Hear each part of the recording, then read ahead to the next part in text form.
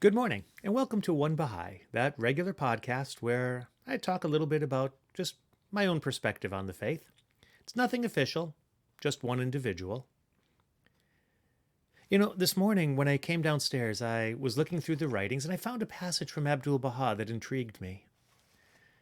He writes, "Do not wonder at the mercy and bounty of God.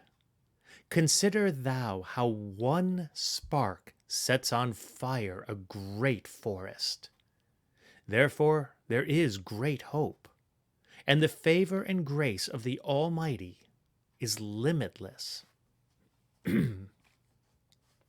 Yesterday, my wife and I were walking through the forest, and we were talking about this global pandemic and all the effects that we're seeing from it, the bounties that we're finding. I mean, obviously there's grief. We have had friends and family members who have passed away, but we want to focus on the hope.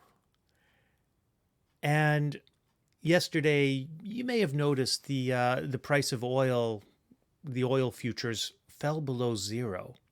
Now, what that means is that somebody buys 1,000 barrels of oil for the future, and the oil that was due today, they would have to pick it up, 1,000 barrels of oil.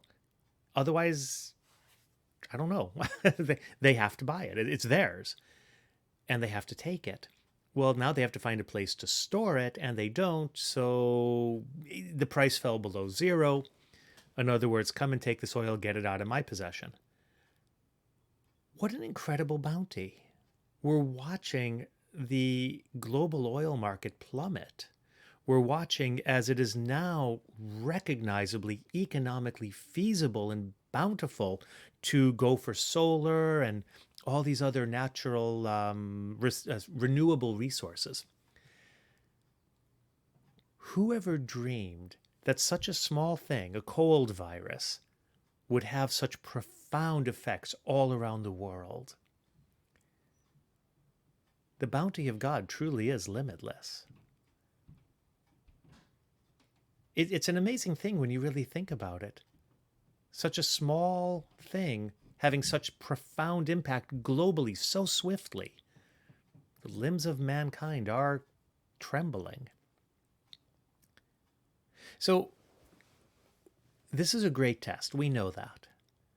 And in the Kitab-i-Yakan, Baha'u'llah talks about tests as being sent by God to divide, to separate the good from the bad.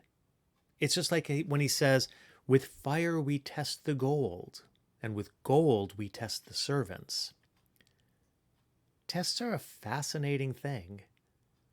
In the Kitab-i-Yakan, he talks about the virgin birth. Now, 2,000 years later, many of us don't really think about what a test it was. To the people of Jesus' day, he was seen as fatherless. He was a bastard in their eyes.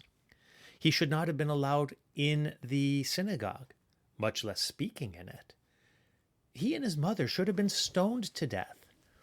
So for many, many people of the day, they rightfully said, a fatherless child, how can he be the Messiah?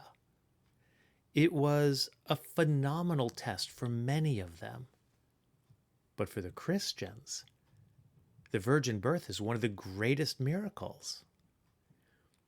So here you have a single test separating people, repelling some, attracting others. It's kind of like a magnet. Depends on what pole you're at. In the Tablet of Ahmad, Baha'u'llah says to Ahmad, "Be thou as a flame of fire to my enemies, and a river of life eternal to my loved ones." What a great statement. How can you be both fire and water? Well, again, it's like that virgin birth. To some, it is the fire that repels them, sends them away, burns them if they touch it. But to others, it is the river of life eternal.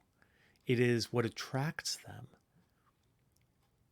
So when I think about it today, when I think about this quote from Abdu'l-Baha, these are some of the thoughts that are going to go through my mind while I'm working, while I'm going about my daily activities. Do not wonder at the mercy and bounty of God. Consider thou how one spark sets on fire a great forest. Therefore there is great hope, and the favor and grace of the Almighty is limitless. I would really love to hear your thoughts on that quote.